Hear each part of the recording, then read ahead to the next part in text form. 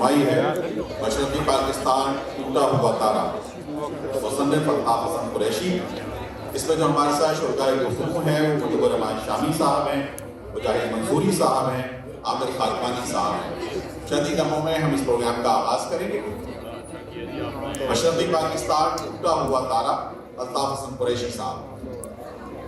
एक ऐसी याद कि जो हम सबके दिलों में होती है, लेकिन शायद हम उसको ज़ुबान पर नहीं लेकर आ पाते, उस पर हम बात नहीं करना चाहते। वो खौफ हमारे दिलों के अंदर रहता है और हर मौके पर हमें ये बात याद दिलाता है कि फला हिस्सा टूट जाएगा, फला सूबा अलग हो जाएगा, फला जगह पाकिस्तान की नहीं रहेगी। और ये खौफ 1971 से हमारे दिलों में बस गया है। लेकिन क्या इस पर हमने बात की है? क्या इसका ये टैबू जो हमारा है इस पर हम गुफ्तगू करना चाहते हैं? क्या इसमें हम उन मसाइल पर गुफ्तगू करना चाहते हैं कि जिन मसाइल की वजह से मशरक़ी पाकिस्तान हमसे अलहदा हुआ था और आज वो बांग्लादेश के नाम से पुकारा जाता है? और बहरहाल वो बांग्लादेश आज माशी लिहाज से, माशरती लिहाज से, सियासी लिहाज से, हर लिहाज से हमसे बहुत आगे है। मैं आज के मेहमानाना गिरामी से दरख्वास्त करूँगा। सबसे पहले मैं अल्ताफ़ हसन कुरैशी साहब से दरख्वास्त गुजार हूँ कि सर स्टेज पे तशरीफ लाएँ। मोहतरम जनाब अल्ताफ़ हसन कुरैशी साहब, आप तकलीफ में हैं, आपकी कमर में बहुत ज़्यादा तकलीफ थी। हमने ख़ास तौर पे दरख्वास्त की कि आप तशरीफ लाइए ताकि इस किताब की रहनुमाई का हक़ अदा हो सके। मैं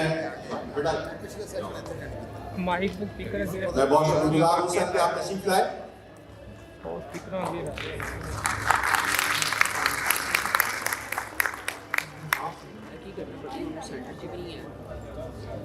जनाब मुजीबुर रहमान शामी साहब से दरख्वास्त गुजार हूँ कि आप भी स्टेज पर तशरीफ लाएं।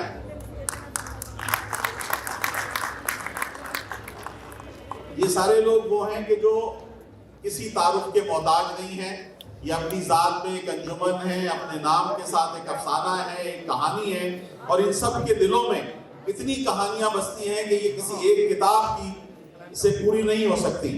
मैं जनाब मुजाहिद मंसूरी साहब से दरख्वास्त गुजार हूँ कि सर आप भी तशरीफ लाइए। आप पंजाब यूनिवर्सिटी में रहे, सारी ज़िंदगी पढ़ते पढ़ाते रहे और अब भी यही शुगल है। जनाब आमिर खाकवानी साहब तशरीफ लाए। आमिर खाकवानी साहब अखबार से ताल्लुक़ है, लिखते हैं और मैं आमिर खाकवानी साहब, मेरी थोड़ी देर पहले तो बात हुई थी, कहते मैं रास्ते में हूँ, आगे हैं आमिर खाकवानी साहब। अगर आप लोग वहां बैठकर गुफ्तगू करना चाहें तो ये भी हो सकता है, रोस्टम पर आकर गुफ्तगू करना चाहें तो ये भी हो सकता है। दोनों सूरतों में शामी साहब, मंसूरी साहब, जैसा आप फरमाएंगे वैसा हो जाएगा। आमिर खाकवानी साहब, सर आप मुझे तारुफ तो ना कराइए ना, ये इतना तो शर्मिंदा ना करें मुझे। आमिर खाकवानी साहब,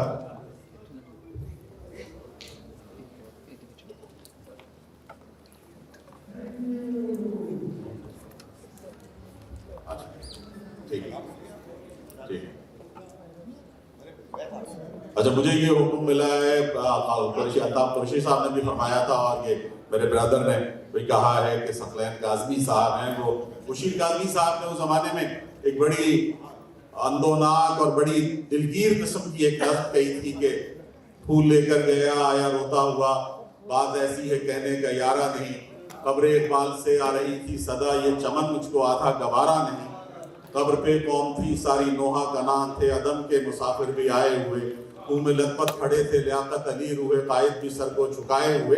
तो मेरे ख्याल से मैं ये याद तो मुझे भी है, लेकिन सकलैन काज़मी पढ़े तो ज्यादा मुनासिब है। सर हम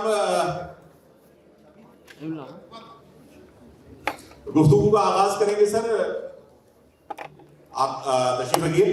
तो हम मेरे अगर आप मुनासिब समझे तो नज़्म पहले सुन लेते हैं, उसके बाद फिर हम अगर आप इजाजत देंगे तो मैं करूंगा।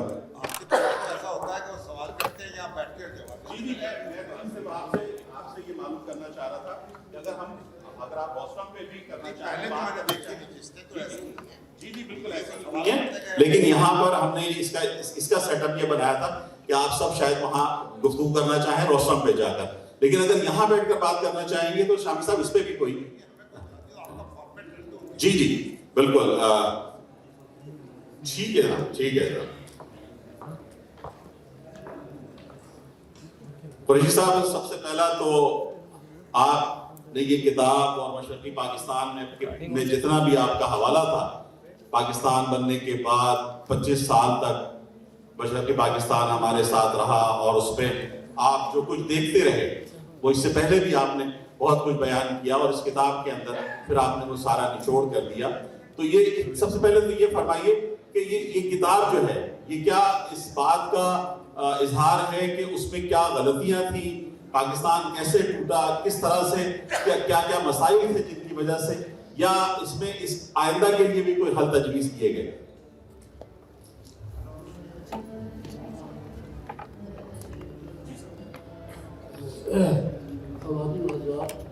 یہ ہے کہ کتاب اس میں یہ میرے مضامین جو مشرقی پاکستان کے بارے میں لکھتا رہا ہوں وہ 36 سال پر محیط ہے. یہ مائک ذرا دیکھیے. تو یہ 36 سال پر محیط ہے. میں نے سب سے پہلا مضمون جب میں مشرقی پاکستان گیا سن 64 میں اس میں لکھنا شروع کیا اور اس کے بعد میں 2000 تک یہ لکھتا رہا.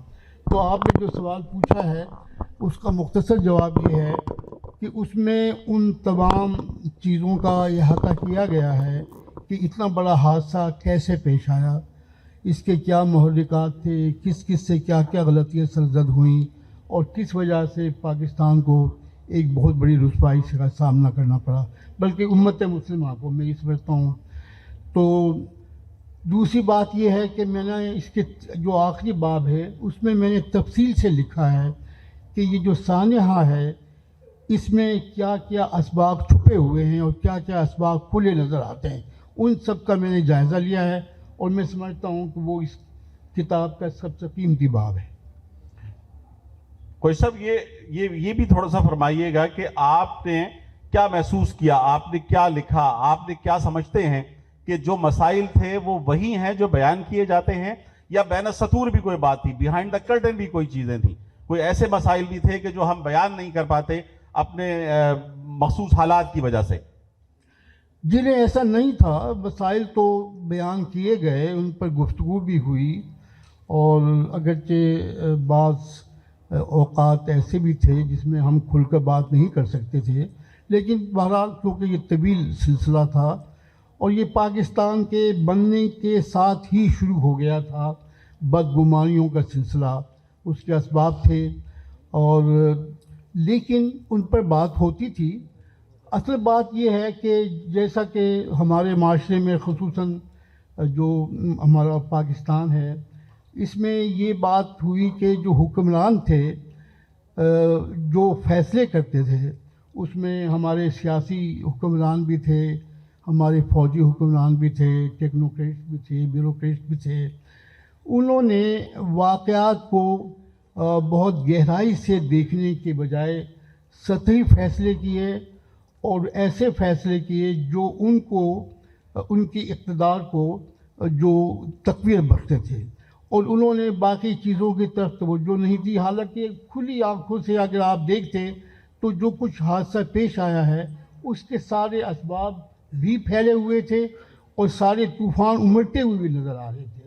تو مگر چونکہ ہمارا جو حکمران طبقہ ہے بدقسمتی سے اس کا بڑا حصہ ایسا ہے کہ جو اپنے اقتدار سے زیادہ دلچسپی رکھتا ہے اور ملکی مسائل میں اتنی دلچسپی نہیں رکھتا جتنی اس کو رکھنی چاہیے. اس وجہ سے یہ صورتحال پیدا ہوئی. سر شکریہ بہت. شابی صاحب 25 سال میں پاکستان 2 حصوں میں تقسیم ہو گیا, وہ آئیڈیالوجی ختم ہو گئی, 2 قومی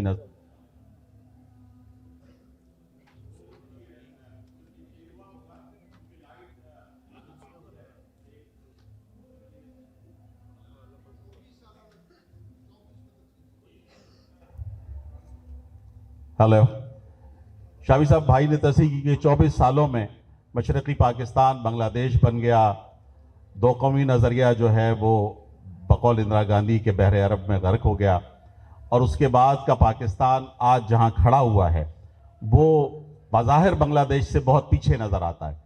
تو آپ کیا سمجھتے ہیں کہ کیا یہ سب کچھ جو تھا وہ ایسا ہی تھا کہ جیسا ہونا چاہیے تھا، یا یہ کہ یہ سب چیزیں ساتھ ساتھ چل سکتی تھی، پاکستان اور دونوں حصے ساتھ چل سکتے تھے ایک دوسرے کو حقوق دے کر، ایک دوسرے کی بات کو سن کر اور سمجھ کر؟ بسم اللہ الرحمن الرحیم، نحمدہ و نصلی علی رسول الکریم وعلی آلہ و اصحابہ اجمعین۔ سر مائک ذرا سا قریب کر لیجیے۔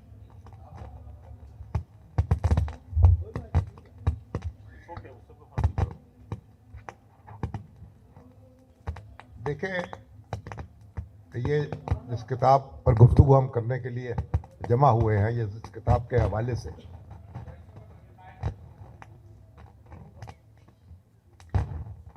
وہ الطاف حسن قریشی صاحب کے وہ مضامین ہیں جن کا بڑا حصہ جو ہے سقوط ڈھاکہ سے پہلے لکھا گیا، اور مشرقی پاکستان میں جو کچھ بھی ہو رہا تھا اور جو وہاں مختلف سیاسی جماعتوں کی سرگرمیاں جاری تھیں اور جو بھی مسائل جو تھے وہاں جنم لے رہے تھے یا پرورش پا رہے تھے، ان کا انہوں نے تفصیلی جائزہ پیش کیا ہے۔ یعنی وہ میرا خیال پاکستان کے واحد اخبار نویس ہیں جنہوں نے اتنی تفصیل کے ساتھ کئی برس تک مشرقی پاکستان کے جانے کی اور وہاں کے حالات کو معلوم کرنے کی کوشش کی۔ تو اس لیے وہ ساری وہ سب چھپی ہوئی چیزیں ہیں جن کو مرتب کیا گیا ہے دوبارہ، اور ایک حصہ وہ بھی ہے جو سقوط ڈھاکہ کے بعد جو حمود الرحمن رپورٹ ہے، یہ جو سوالات پیدا ہوئے اس کے اسباب کے بارے میں جو بحثیں چھڑی ان پر منحصر ہے۔ دیکھیے، آپ اگر 24 سال ہم اکٹھے رہ گئے تو مزید 24 سال اکٹھے کیوں نہیں رہ سکتے تھے، اور اس کے بعد مزید 24 سال اکٹھے کیوں نہیں رہ سکتے تھے؟ بنیادی بات یہ ہے کہ جو ہمارا ڈیسیژن میکنگ پروسیس تھا نا، جو فیصلہ سازی کے ادارے تھے اور فیصلہ سازی کا جو عمل تھا، وہ جب ان لوگوں کے ہاتھ میں آیا جن کے پاس کوئی قانونی اختیار نہیں تھا اسے فیصلہ کرنے کا، اس سے مسائل پیدا ہوئے۔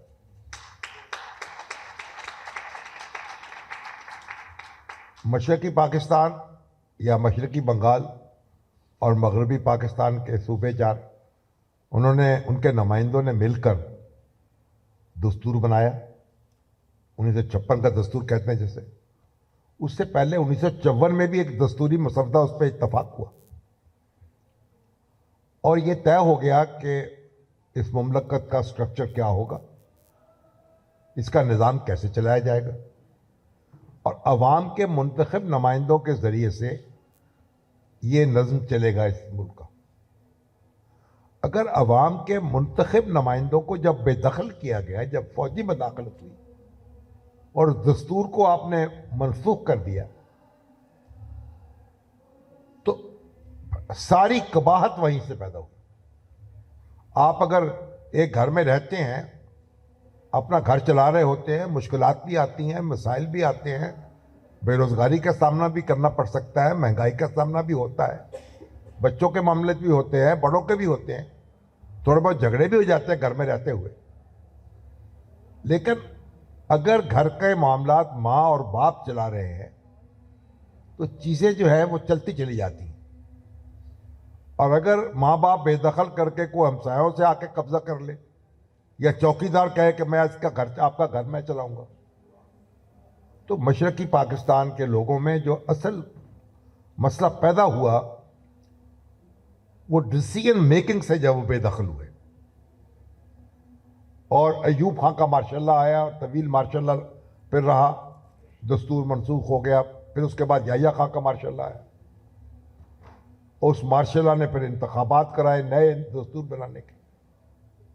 جب وہ انتخابات ہو گئے تو پھر قومی اسمبلی کا اجلاس نہیں ہو پایا، اس سے الجھنیں پیدا ہوئیں. اگر ہمارے یہاں ڈیموکریٹک پروسیس چلتا رہتا, اگر ہمارے یہاں دستور کے مطابق حکومتیں بنتی اور بگڑتی رہتی, تو ہم یہ المیہ ہمیں پیش نہیں آ سکتا تھا.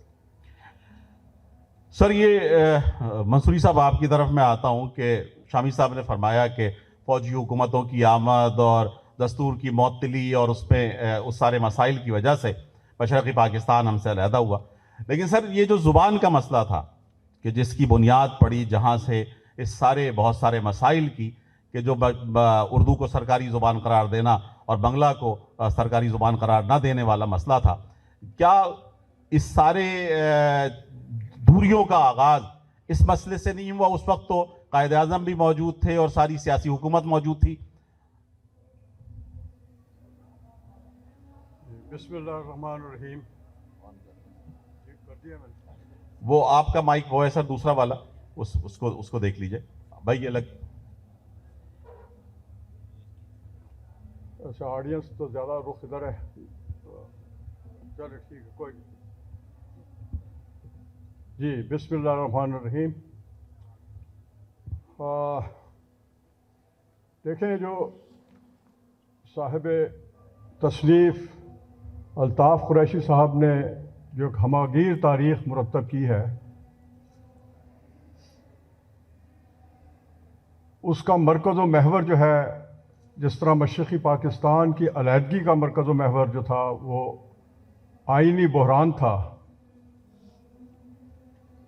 یہ جو تاریخ مرتب کی گئی جو وقت کے ساتھ ساتھ ہو رہی تھی, اور اب یہ ایک بہت ہی قابل قدر انہوں نے اس عمر پیری میں یہ علمی کوشش کی ہے کہ وہ رپورٹاز, وہ انٹرویوز, وہ کہانیاں, وہ تاثرات اور وہ ہارڈ اور سافٹ فیکٹس جو واقعات کے ساتھ جڑے ہوئے ہیں مشرقی پاکستان کی علیحدگی کے بحران سے, ان سب کا اس میں احاطہ کر دیا گیا ہے. یہ کتاب جو ہے, یہ جس طرح کہ ابھی شامی صاحب نے نشاندہی کی کہ یہ صرف بحران پر لکھی گئی کتاب نہیں ہے, یہ مشرقی پاکستان کی علیحدگی پر لکھی گئی کتاب نہیں ہے, تاریخ نہیں ہے, بلکہ پیش منظر تو اس میں بہت کچھ ہے, اور ہر پہلو کا احاطہ اس میں ہوتا ہے. جو وہاں سے سب سے بڑی بات اس کی یہ ہے, میں آپ کو بتاؤں, علمی اعتبار سے سوشیولوجی کی ایک ٹرم ہے پارٹیسپینٹ آبزرویشن. اس کا مطلب یہ ہے کہ تاریخ جہاں بن رہی ہے اس عمل میں حصہ بن کر آپ اس کا مشاہدہ کریں اور اس کو مرتب کریں. تو میں نے یہ محسوس کیا کہ جو اس کا پس منظر ہے اور جو پیش منظر ہے اور جو پوسٹ ایمرجنگ سیناریو ہے بنگلہ دیش کا جب وہ ایمرج ہو کے سامنے آیا, ان تین پہلوؤں کا یہ احاطہ کر رہی ہے کہ اس کے اسباب کیا تھے, اس کی نوعیت کیا تھی, اس کے واقعات کیا تھے, اس کا امیجیٹ بیک گراؤنڈ کیا تھا, اور اس کا جو ظہور ہوا اور اس کے بعد جو واقعات رونما ہوئے ان تک کا احاطہ اس میں موجود ہے. اس لحاظ سے یہ ایک بہت ہی ہماگیر اس موضوع پر تاریخ ہے اور اس کی بڑی ضرورت تھی. میں آپ کو بتاؤں کہ مشرقی پاکستان کی تاریخ مرتب ہونا جو ایک ہماری بہت ہی حساس قومی ضرورت ہے, اور ضرورت جو پوری کی گئی, الطاف صاحب نے اس کو بہت ہی محنت سے مرتب کیا ہے. تو یہ مسخ ہو چکی تھی. ایسا نہیں ہے کہ اس پر کتابیں نہیں لکھی گئیں یا مضامین نہیں آئے یا ریسرچ آرٹیکل نہیں لکھے گئے, لیکن اس پر جو غلبہ ہے وہ مبالغے کا ہے, جھوٹ کا ہے, سلانٹ کا ہے اور پروپیگنڈے کا ہے سب سے بڑھ کر, اور سیاسی ضروریات کا ہے. تو جو سیاسی ابلاغ تھا وہ تاریخ سازی پر حاوی ہو گیا, اس تاریخ سازی پر جو ہمارا بہت ہی ایک سبق آموز جس کو ہم کہتے ہیں, اس پہ چیپٹر کے چیپٹر ہیں جو ہمیں سبق دے رہے ہیں. ابھی یہاں فیصلہ سازی کی بات ہوئی. دیکھیں, بہت بڑی نشاندہی اس میں, اس کتاب کو اگر آپ دیکھیں رینڈملی بھی اگر آپ پڑھ لیں گے تو اس چیز کو کہیں کوئی صفحے اٹھا کر دیکھ لیں آپ 10 12 15 صفحے پڑھیں گے تو آپ کو یہ احساس ہونے لگے گا کہ یہ معاملہ جو ہے یہ تاریخ سازی کے علمی بحران کا تھا کہ ہمارے پاس کوئی، اور سیاسی بحران کا تھا کہ کوئی تاریخ فیصلہ سازی کا کوئی نظام موجود نہیں تھا. وہ نظام ظاہری بات ہے وہ آئینی تھا. تو دو باتیں بہت اہم ہیں کہ جب ہمارا پہلا آئین آیا 1956 کا، جو ملک گیر سطح پر قابل قبول تھا، اور اس میں مشرقی پاکستانی جو تھے وہ اس میں شامل تھے. اس کا شیڈیول آ گیا، اس کے تحت انتخابات ہونے تھے، تو وہ ختم ہو گیا اور مارشاء اللہ کی راہ مار کر دی. جو دوسرا دستور آیا وہ چونکہ فرد واحد کا دستور تھا، تو اس میں مشرقی پاکستان کو ناراض کرنے کا، ان کو مشتعل کرنے کا خاصا سامان موجود تھا. ہم کہتے تو ہیں، ایک عام سا نوٹس ہے بنگالیوں کے جو پولیٹیکل بیہیویئر کا کہ جو بڑے مشتعل ہوتے ہیں اور بڑے بیدار ہوتے ہیں. بیدار تو وہ ہوتے ہیں، مشتعل اتنے نہیں ہوئے جتنا ہم سمجھتے ہیں اور جتنا ان کے خلاف پروپیگنڈا کیا. انہوں نے بہت صبر و تحمل کا مظاہرہ کیا ہے. انہوں نے وہ جو پروسیس چلا 62 کے آئین کے تحت، وہاں کے ایک بڑے حصے نے اس کو بھی قبول کر لیا تھا. لیکن جو تناسب کے اعتبار سے اگر آپ دیکھیں، کیونکہ اگر ون مین ون ووٹ پاکستان کے اس نظام کی نشاندہی تو پاکستان بننے سے پہلے ایک کمٹمنٹ کے طور پر، ایک پولیٹیکل کمٹمنٹ کے طور پر قائد اعظم نے کر دی تھی کہ یہ جو ملک بن رہا ہے یہ اسلامی جمہوریہ ہوگی اور یہ پارلیمانی نظام کے تحت چلے گی. تو پارلیمانی نظام جو ہے وہ تو یہ تقاضا کرتا ہے ون مین ون ووٹ، یعنی حق بالغ رائے دہی، کہ جو بالغ آدمی ہے وہ فیصلہ سازی میں شریک ہوگا، جو حکومت بنے گی اس میں وہ شریک ہوگا. دیکھیں یہاں ڈائیورسٹی کی ایک بہت بات ہوتی ہے جس کا احاطہ جو ہے وہ الطاف صاحب نے اپنی تحریروں میں بہت ہی مؤثر طریقے سے کیا ہے. اور وہ یہ ہے کہ جو ہماری نظریاتی بنیاد تھی جو ہمیں جوڑ سکتی تھی. دیکھیں کلچرل ڈائیورسٹی جو ہے وہ جب امریکہ بن رہا تھا تو اس میں بھی ہم سے بہت زیادہ تھی. وہاں پر اسپینش بھی تھے، پرتگیز بھی تھے، انگلش بھی تھے، اٹالین بھی تھے، سیکنڈ نیوین بھی تھے، جاپانی اور چائنا تک بھی وہاں پہنچ چکا تھا ہوائی کے راستے سے.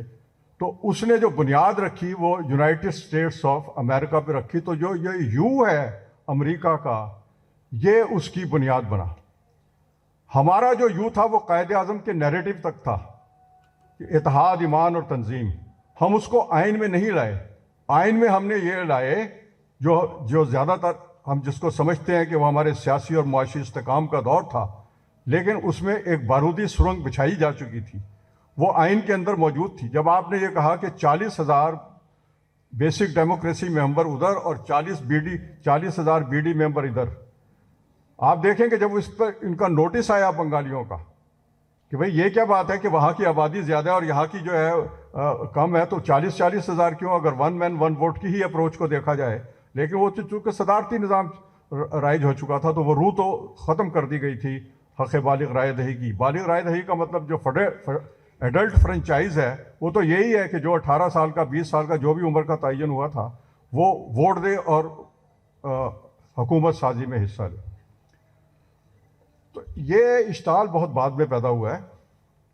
اور جب ہوا کہ جب مسئلے کا حل ہونے لگا تھا، ڈیموکریٹک ایکشن کمیٹی جو وجود میں آئی تھی، جو فاطمہ جناح کی اس اپوزیشن میں ایوب خان کی جو فاطمہ جناح کو امیدوار لے کر آئی، اور اس میں بھی پھر دھاندلی ہوئی، اس میں بھی پھر اپنے ہی آئین کی خلاف ورزی ہوئی فیئر الیکشن کی. تو اس کا احاطہ بھی الطاف صاحب نے بہت ہی اس سے کیا ہے. اس وقت جو بنگالیوں میں وہ جینیسس پیدا ہو رہے تھے، وہ جرمز پیدا ہو رہے تھے علیحدگی کے، اس پر ایک انٹرویو ہے الطاف صاحب کا، شاید 64 کا یا 62 کا، 64 میں، جو ایک الرٹ ہے. وہ انٹرویو جو ہے کوئی صنف جو ہے صحافت کی الطاف صاحب نے چھوڑی نہیں جس کے ذریعے رائے سازی میں، تاریخ سازی میں اور انالیسز میں کی شکل میں اس کا احاطہ نہ کیا گیا ہو. تو اس لحاظ سے یہ ایک بہت بڑی ریفرنس بک ہے. اس میں بہت سے ریفرنسز، بہت سی کرونالوجیز، ایک نہیں کئی کرونالوجیز جو ہیں وہ موجود ہیں جو تحقیق کے لیے بہت زیادہ معاون ہیں. اور اس میں نئے ریسرچ ایونیو دکھا رہی ہے یہ کتاب.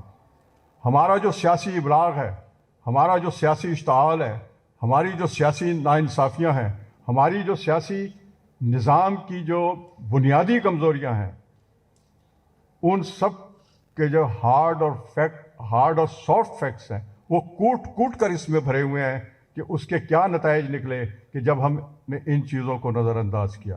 یہ کتاب اس کا بہت ہی تفصیل سے احاطہ کرتی ہے. پھر اس میں تاثرات کی بھی بات ہے. جو یار لوگ ہیں جو الطاف صاحب سے نظریاتی سیاسی اختلاف رکھتے تھے، جس طرح کی اس وقت بڑی پراشوب تھی سیاسی، انہوں نے الطاف صاحب کے جو ایک یونیورسل نیچرل باعث ہوتا ہے جو تاثرات کی شکل میں آتا ہے، اور جب میں یہ یونیورسل کہہ رہا ہوں تو یہ ایک بڑا ہارڈ فیکٹ ہے. یہ تحقیق اس کو ثابت کرتی ہے کہ جب صحافت کی بات ہوگی تو آپ نیچرل باعث کو چھپا نہیں سکتے، وہ کہیں نہ کہیں آتا ہے. آبجیکٹیوٹی جو ہے وہ 100% نہیں ہو سکتی.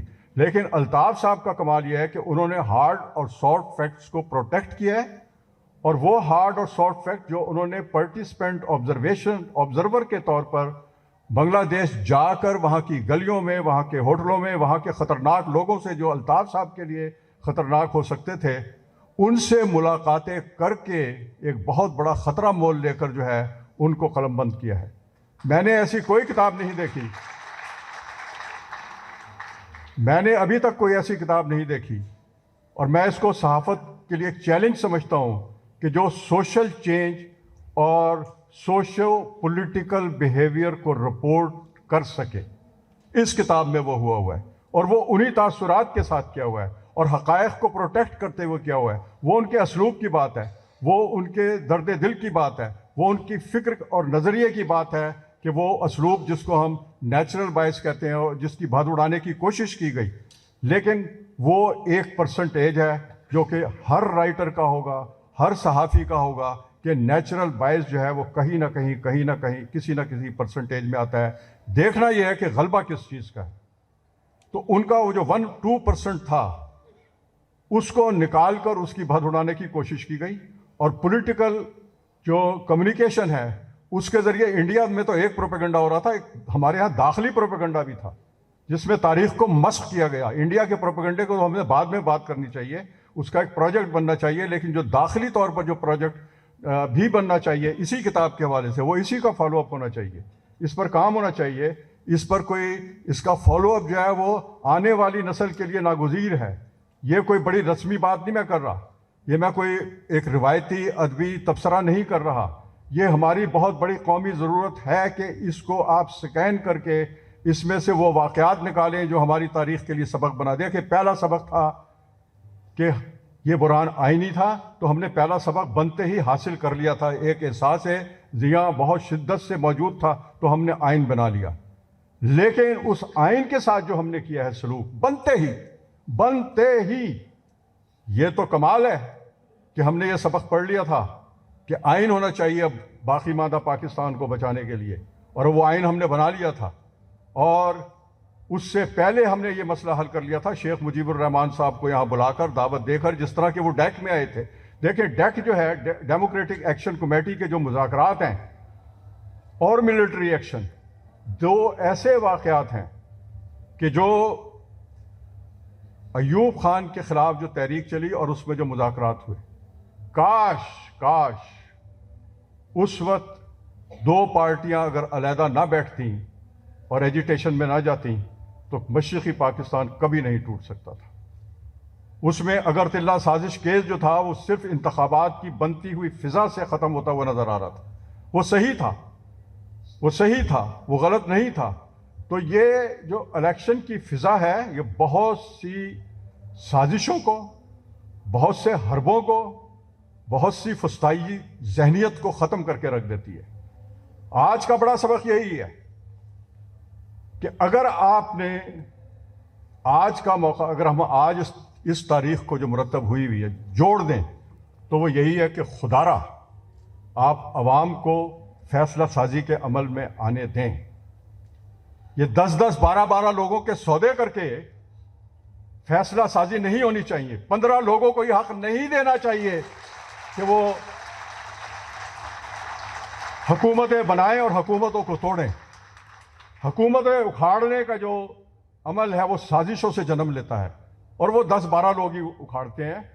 अगर कोई जमहूरियत हो, ढोंग रचाया हुआ हो जमहूरियत का, तो उसमें भी 10-12 लोग आते हैं, वरना एक ही काफ़ी होता है। ये बहुत बड़ा सबक है। लेकिन इस किताब में से स्कैन करके, इसकी स्कैनिंग करके उसको निकालना होगा। ये 1500 सफ़ों की जो है तारीख़ है। 3 वॉल्यूम को जो पहला एडिशन आया है उसमें आपने मरतब कर दिया है।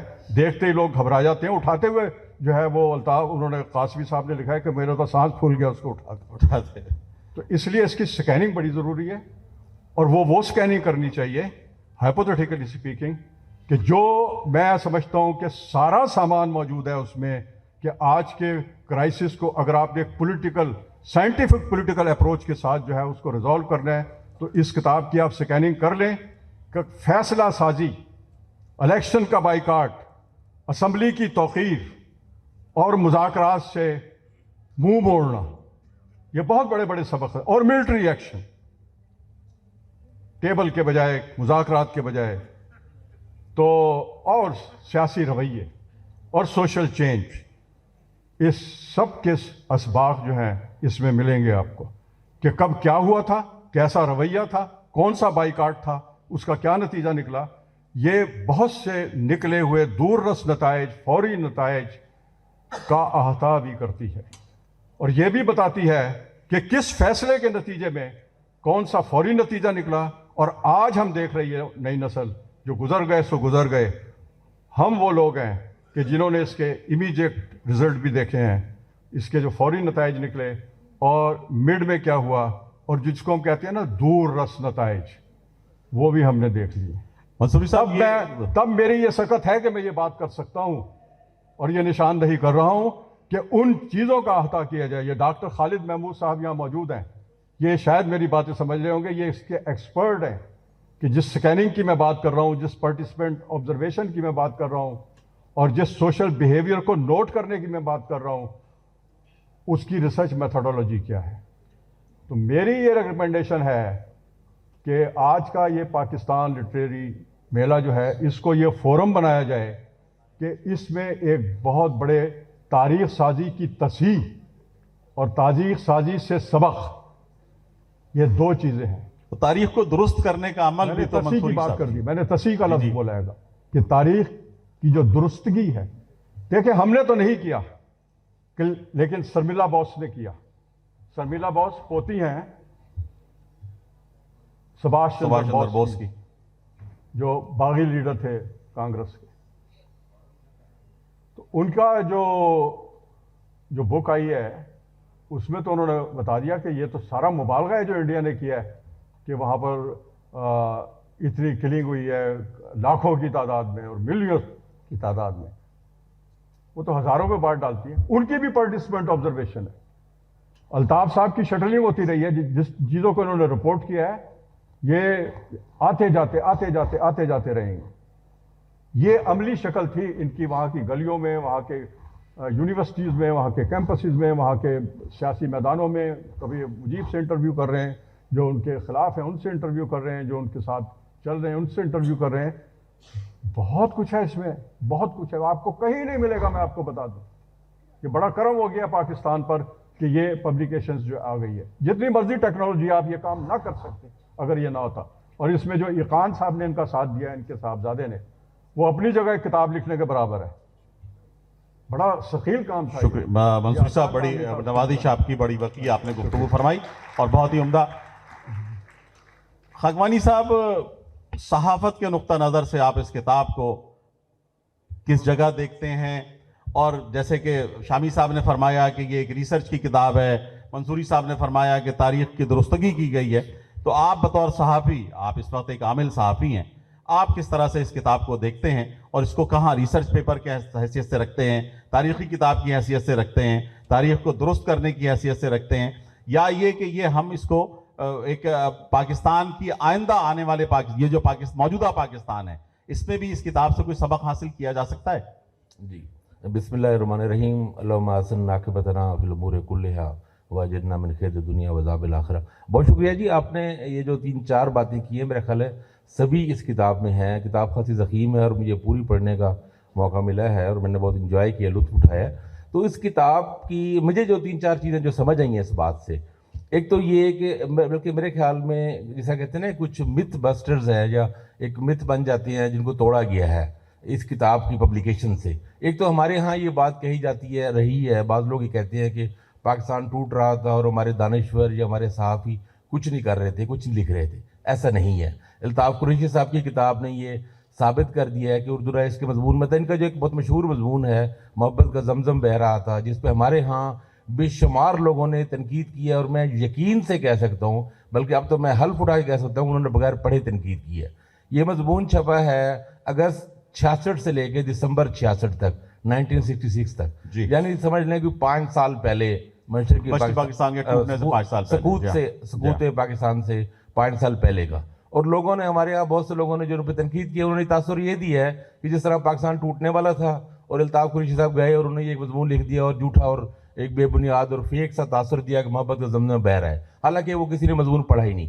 تو اس میں بہت تفصیل سے تجزیے ہیں. مثلا میں جس چیز سے بڑا متاثر ہوں, ایک تو ظاہر الطاف صاحب ایک نثر کا ایک بڑا شاندار ان کا سٹائل ہے, وہ تو خیر ہے ہی, لیکن انہوں نے جس طرح گہرائی میں جا کے 6 نکات کا تجزیہ کیا, پھر جس طرح انہوں نے تجاویز دی, مطلب اس میں وہ صرف وہ ایک مضمون وہ تھوڑا خاصا تفصیلی ہے چونکہ اردو رائٹس کی 3-4 اشاروں میں شماروں میں چھپا ہے, لیکن وہ پڑھیں تو اس میں انہوں نے 5 سال پہلے جو تجاویز دیں اور مسائل کی نشاندہی کی اور یہ بتایا کہ بھئی کہاں معاشی حوالے سے چیزوں کی ضرورت ہے, فلاں موضوع کو فلاں کو اگر ان پہ ہی اگر وہ اس وقت ہمارے جو اشرافیہ ہے, ہمارے حکمران ہیں, ہمارے طاقتور طبقات ہیں, اگر وہ توجہ کرتے تو چیزیں بہتر ہو سکتی تھی. دوسری بات جو بہت واضح ہوئی ہے, میرے نزدیک سچی بات ہے, میں نے اسے بہت چیز سیکھا اس سے, اور ظاہر سیکھنے کا عمل ہم سب مسلسل گزرتے ہیں, کہ ایوب خان کے بارے میں ہمارے ہاں بہت سے لوگ ایوب خان کے حوالے سے رت پلسان رہتے ہیں.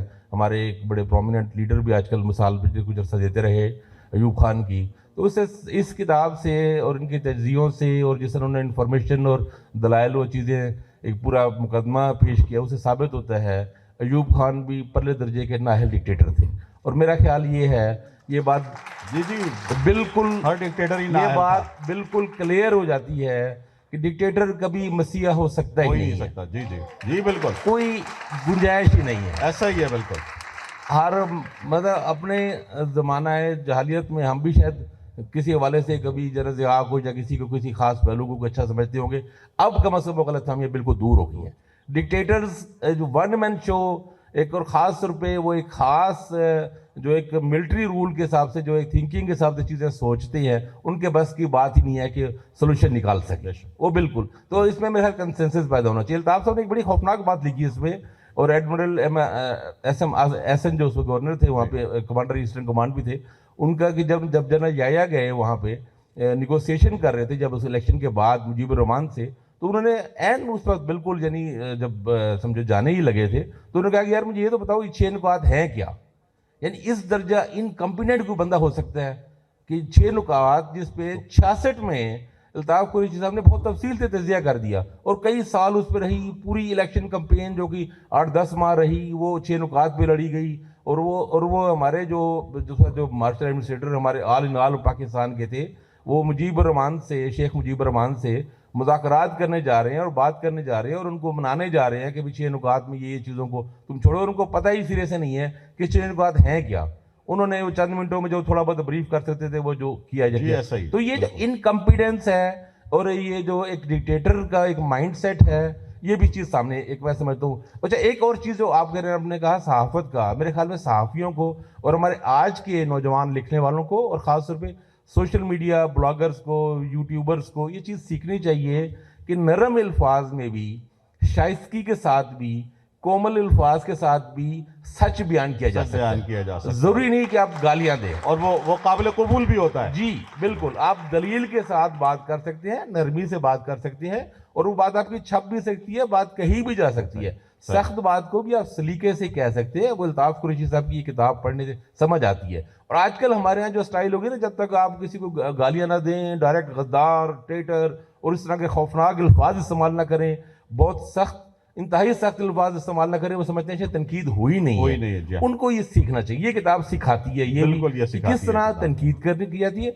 और ये एज ए जर्नलिस्ट मैंने इसमें एक चीज़ ये सीखी कि आपने किस तरह लोगों से मिल के, मुख्तलिफ एक्सपर्ट से मिल के, और बहुत अच्छी तजावीज़ दी बाकायदा उसमें। मगर मैं सच्ची बात है, मैंने इस पॉइंट पे कभी गौर नहीं किया था, आज ही मैं देख रहा था अल्ताफ़ साहब ने 2 सफ़े पे एक उसी मोहब्बत का जमजम बह रहा है, हमें 2 सफ़ों पे लिखा है कि जहाज़ रानी का मशरक़ी पाकिस्तान और मगरबी पाकिस्तान के दरमियान कि कितनी उसकी समंदरी सफ़र की, क्योंकि इंडिया आपको पता है एरियल तो इंडिया से गुजर के जाना था, और जब बाद में बंद हो गया तो कितनी मुश्किलात पैदा हो गई। तो उन्होंने 5 साल पहले ये तजवीज़ पेश की कि हमें ज़्यादा से ज़्यादा जहाज़, समंदरी जहाज़, बहरी जहाज़ हमें मंगवाने चाहिए, और हमें इसको कराची से चट्टागांग। और मैं हैरान हुआ कि अल्ताफ़ साहब ने उसमें लिखा कि 1961 तक सिर्फ एक जहाज चला करता था कराची से चट्टागांग, और वो 2-2 महीने लगाता था। जी। और उस वक्त इन्होंने तजवीज़ पेश की कि अगर हम उसमें जहाज़ों का एक फ्लीट एक मंगवाएं और उसमें हम किराए कम रखें, और वहाँ पे जो सामान यहाँ से जाता था उस पर हर सामान पे वहाँ पे ईस्ट पाकिस्तान में एक्साइज ड्यूटियाँ लगती थी कि, और पूरी एक बड़ा एक जामे मनसूबा पेश किया है कि अगर आप इस पर अमल करें तो अगले 2-3 सालों के दरमियान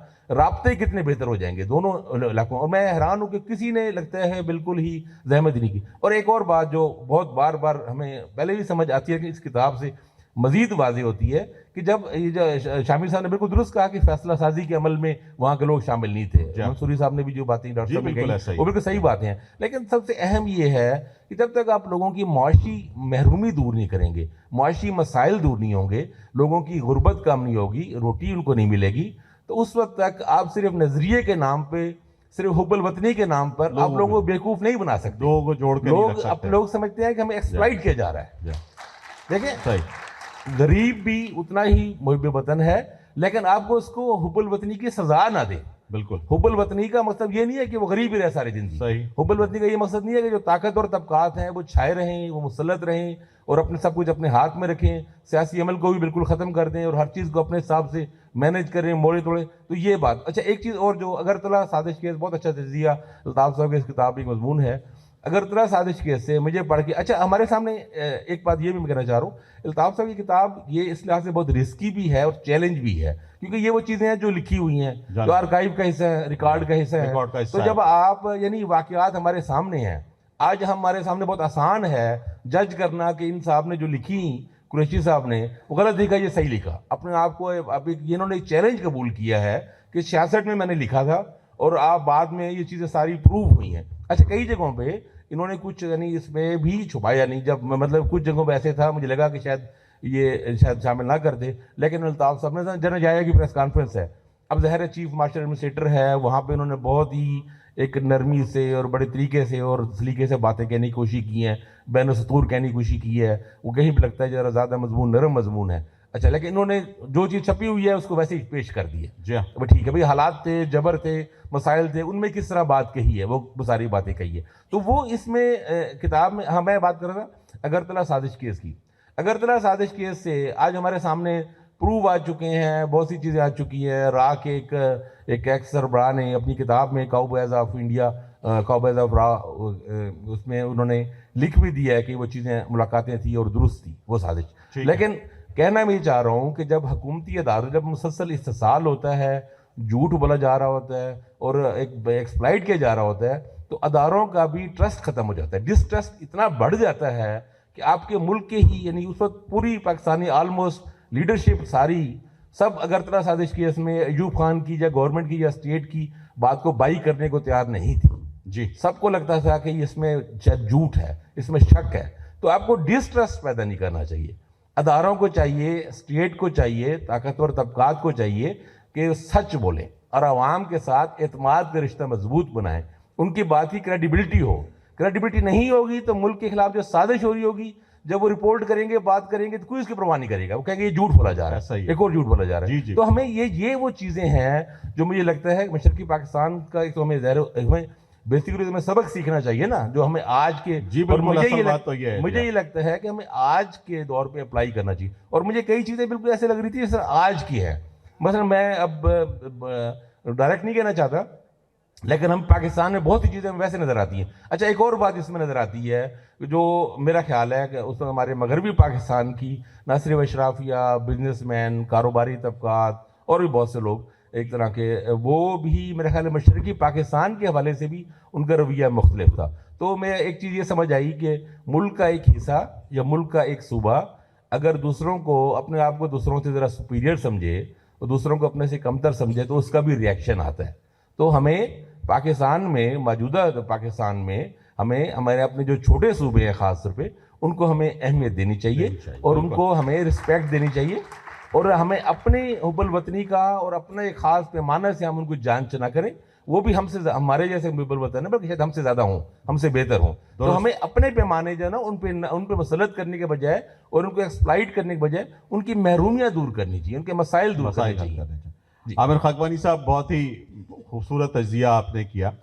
قریشی صاحب, مشرقی پاکستان علیحدہ ہو گیا اور بہت لمبا ٹائم ہو گیا مشرقی پاکستان علیحدہ ہو. موجودہ پاکستان میں آپ کیا حالات دیکھتے ہیں؟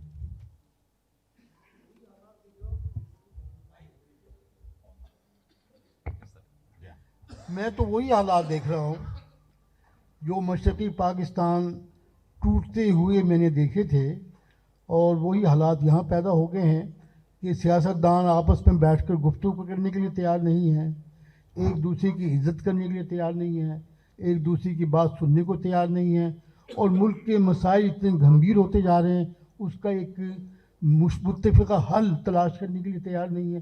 حالات بالکل ویسے ہی ہیں سیاسی سطح پر, ثقافتی سطح پر اور فکری سطح پر. لیکن بس صرف ایک بات ہے جس سے کچھ سہارا ملتا ہے کہ یہ مغربی پاکستان ایک جغرافیائی طور پر ایک مضبوط وحدت ہے, اور اگر ہم سیاستدان اور اس ملک کے سمجھدار لوگ جو ہیں وہ اگر اسے محسوس کر لیں کہ بھی ہمیں سیاست جو ہے اس کو مکالمے کے ذریعے سے آگے ترقی دینی ہے اور عوام کو بنیادی اہمیت دینی ہے اور پارلیمان کے ذریعے فیصلے کرنے ہیں, تو میں سمجھتا ہوں کہ ہمارے حالات بہتر ہو سکتے ہیں. بہت شکریہ الطاف. شامی صاحب, جغرافیائی وحدت کیا اس بات کی ضمانت ہوگی کہ محروم لوگوں کو محروم رکھا جائے؟ دیکھیں, ایک بات میں آپ سے, آپ نے ایک سوال اٹھایا تھا زبان کے حوالے سے. جی جی, زبان کے حوالے سے جناب. کہ جب اردو زبان کو قومی زبان بنایا گیا جی, تو اس کے اثرات مرتب ہوئے. تو میں یہ وہ سوال جو ہے میرا خیال ابھی جواب اس کا رہ گیا. جی بتا فرمائیے. دیکھیں, اردو زبان جو ہے وہ پاکستان کے کسی بھی حصے کی زبان نہیں تھی, نہ پنجاب کی, نہ سرحد کی, نہ بنگال کی, نہ سندھ کی, نہ بلوچستان کی. جی, اردو زبان ہندوستان کے مسلمان جو تھے ان کے درمیان رابطے کی زبان تھی. اسی پس منظر میں جب پاکستان قائم ہوا تو یہاں کی دستور ساز اسمبلی نے یہ بات طے کی کہ پاکستان کی زبان, قومی زبان جو ہے وہ اردو. جی, اور یہ بات قائد اعظم نے طے نہیں کی, یہ بات دستور ساز اسمبلی نے طے کی. لیکن جب مشرقی پاکستان میں بنگلہ زبان کو قومی زبان ڈکلیئر کرنے کا اور سرکاری زبان قرار دینے کا مطالبہ ہوا, اس نے شدت پکڑی, تو پھر وہ مطالبہ تسلیم کر لیا گیا.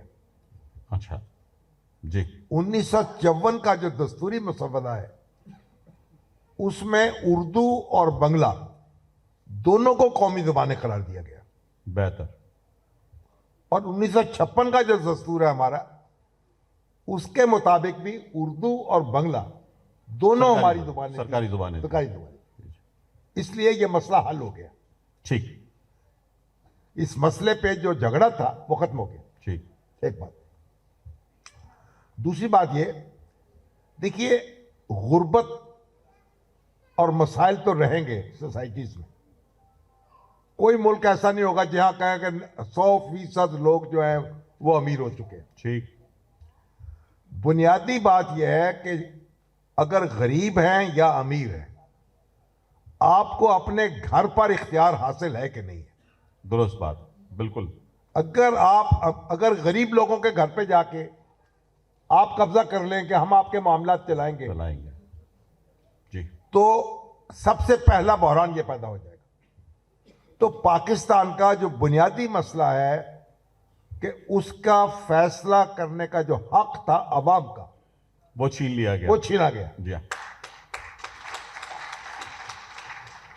وہ اگر فیصلہ بنگالی اس میں شریک تھے، وہ اسمبلی میں بیٹھتے تھے، ان کے وزیر اعظم بنے خواجہ ناظم الدین، محمد علی بوگرا، حسین شیر سہروردی، وہ وزیر اعظم بنے، کبھی ان کے بن گیا، کبھی یہاں کا بن گیا۔ لیکن وہ سارے وزیر اعظم بھی تو نکالے گئے۔ نہیں، وہ تو الگ بات ہے نا، جی وہ اسمبلی تو موجود تھی نا۔ جی جب طاقت جو ہے وہاں رہے گی لوگوں کے پاس، وہ ایک جھگڑا ہوتا رہے گا، سیاسی کھیل ہوتا رہے گا، فیصلہ کرنے کا حق لوگوں کے پاس رہنا چاہیے۔ ایک بات، دوسری بات میں عرض کروں گا، ایوب خان نے 2 مرتبہ دستور توڑا، ایک بار 1956 میں، جی جی 58 میں 56 کا جی ہاں، دستور، دوسری بار 1969 میں۔ 69 میں، جی ہاں، دیکھیے اگر آپ الطاف صاحب کی کتاب بھی پڑھیں تو اس میں بھی اس بات پہ بڑی بحث کی گئی ہے۔ ایوب خان جب بیمار ہوئے اور وہ کاروبار مملکت نہیں چلا سکتے تھے، اس وقت دستور کے مطابق جو اسپیکر قومی اسمبلی ہیں، جی جی جو مشرقی پاکستان سے تعلق رکھتے تھے، جی ہاں، وہ قائم مقام صدر نہیں بنائے گئے۔ جی ہاں، ایسا ہی ٹھیک ہے۔ جی اور جب دستور ایوب خان نے اقتدار چھوڑا تو یحییٰ خان کو اقتدار منتقل نہیں ہونا چاہیے تھا، جی ہاں، اسپیکر کو ہونا چاہیے تھا، جی ہاں، اگر آپ اس وقت بھی اسپیکر کو منتقل کرتے، جی ہاں، اس کا مطلب ہے آپ نے پھر بنگالیوں کے حق حکومت سے انکار کیا۔ بالکل اپنے دستور سے بھی انکار کیا، ٹھیک ہے۔ جی ہاں، تو بنیادی مسئلہ سیاسی ہے، میرے نزدیک معاشی مسئلہ اس کے بعد آتا ہے۔ ٹھیک، اگر آپ کے پاس بنیادی مسئلہ حق حکمرانی ہے، حق حکمرانی ہے، جی گھر کی ملکیت ہے، جی ہاں، ملکیت کی اگر رجسٹری آپ اپنے نام کرنے کی کوشش کریں گے میرے گھر کی، جی تو مجھے روٹی چھوٹی بھول جائے گی، صحیح ہے، چاہے آپ مجھے پلاؤ کھلا دیں، ہاں لیکن میری حق حکمرانی تو میرا چھین آپ لیا نا مجھے آپ نے۔ آپ مجھے کہیں میں آپ کو چکن روسٹ کھلایا کروں گا 10 روز، لیکن یہ مکان کی رجسٹری مجھے نام کر دو، جی میں کہوں گا میں دال کھا لوں گا، مکان تو آپ کے سپورٹ نہیں کروں گا۔ صحیح، درست ہے، جی تو پاکستان کا بنیادی مسئلہ حق حکمرانی جو ہے وہ عوام سے چھیننا ہے، ایک بات۔ دوسری بات یہ، آپ نے کہا اب کیا ہے؟ جی اب مطلب اس وقت کیا؟ اس وقت ایک دوسرا بڑا فیکٹر ہوا انڈیا۔ انڈیا جو ہے وہ بھی ایک بڑا فیکٹر تھا نا، جس نے آپ کے اختلافات کو، جو آپ کی فالٹ لائنز ہیں، ان کو زیادہ وسعت کی، اس کو ایکسپلائٹ کیا۔ ٹھیک، اور یہ جو اس وقت خطہ ہے ہمارا، اس میں یہ لوگ ایک دوسرے سے جڑے ہوئے ہیں، ان کے مفادات بھی ایک دوسرے سے جڑے ہوئے ہیں،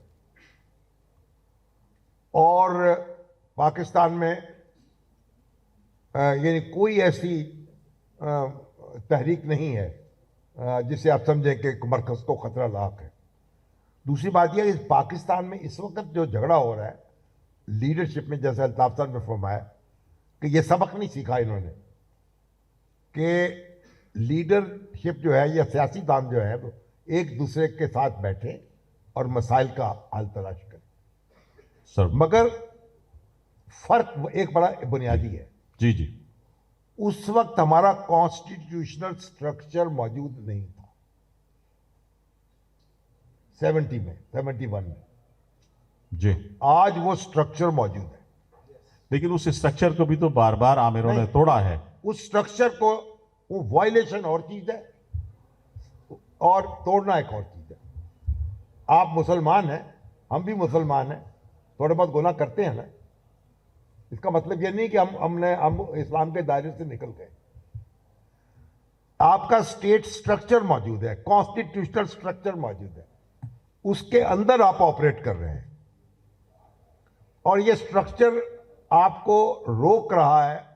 وہ ایک مسئلہ پیدا ہوتا ہے، آپ عدالت میں جاتے ہیں، وہاں سے فیصلہ آتا ہے، دوسرا مسئلہ پیدا ہوتا ہے، یعنی اس سٹرکچر کی وجہ سے آپ جڑے ہوئے ہیں۔ شکریہ سر۔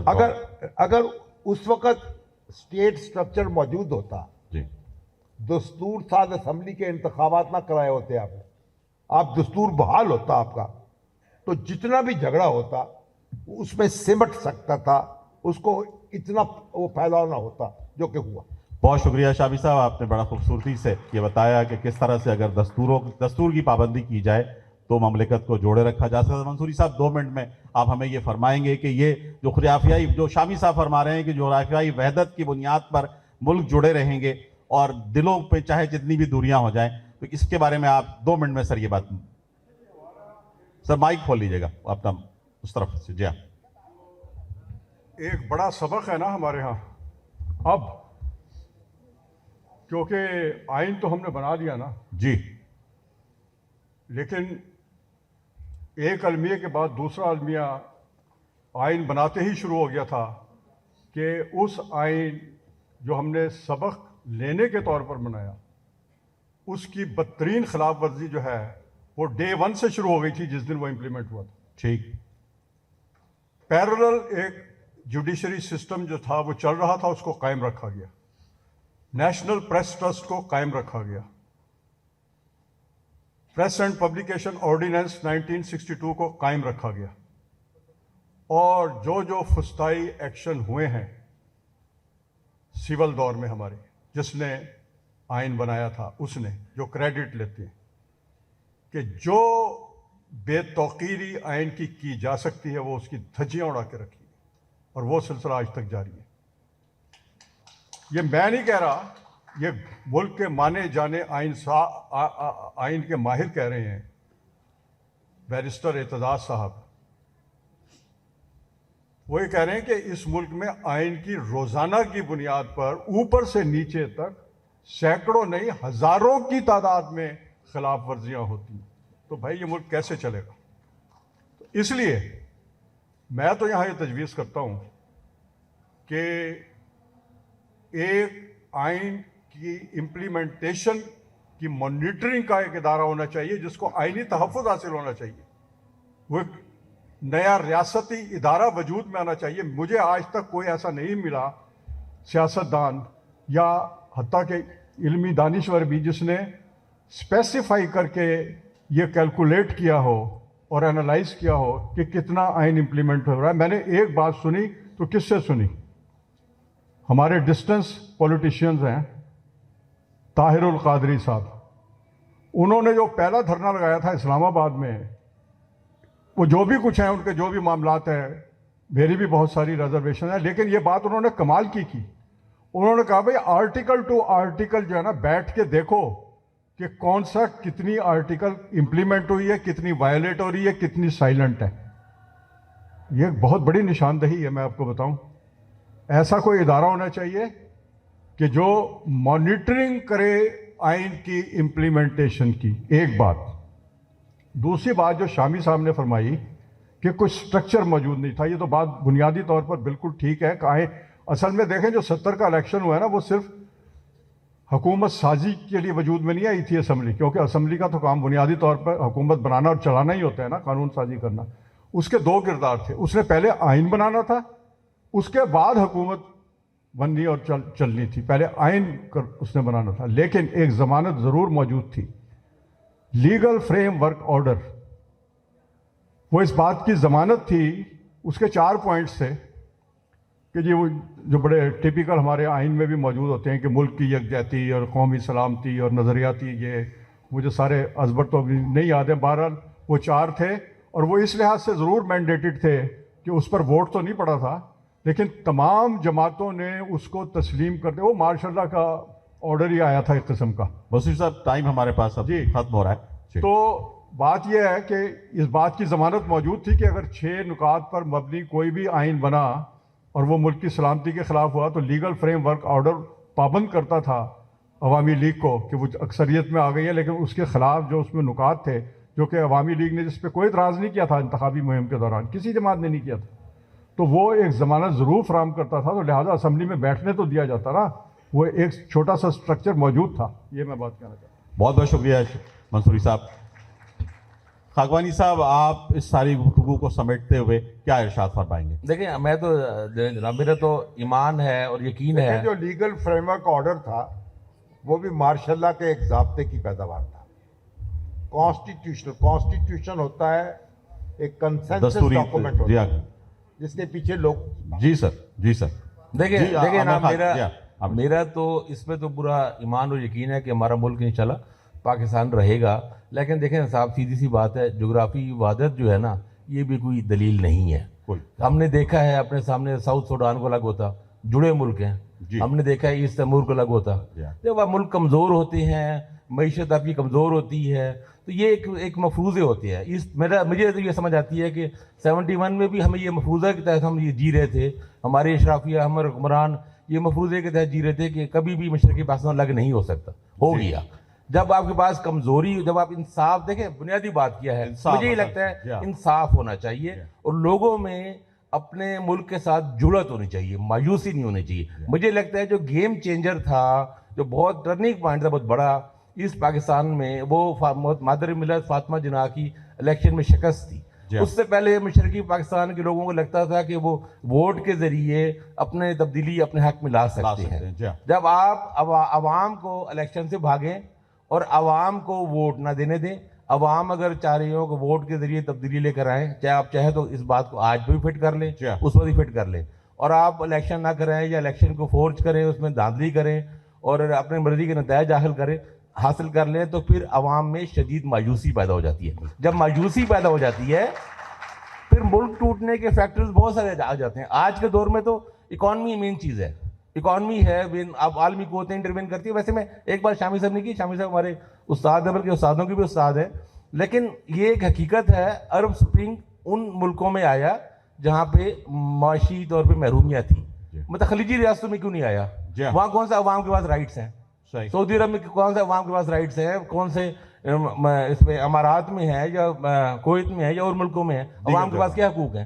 لیکن عوام مطمئن ہے. مصر میں آیا، یمن میں آیا، تیونس میں آیا، جہاں جہاں پہ مسائل تھے، محرومیت تھی، مسائل مشکلات تھے، وہاں زیادہ آتا ہے. لیکن بات ان کے بارے ٹھیک ہے کہ بنیادی طور پہ جو بنیادی پوائنٹ ہے وہ ان کا ٹھیک ہے. ویسے میرا سے نقطہ یہ ہے کہ آپ کو لوگوں کو سیٹسفائی کرنا چاہیے، لوگوں میں مایوسی پیدا نہیں ہونا چاہیے، ان میں امید ہونی چاہیے اپنے ملک کے آئین پر بھی، اپنے اداروں پہ بھی، اور یہ امید ان کی زندہ رہنی چاہیے ہم تبدیلی لا سکتے ہیں پرامن طریقے سے.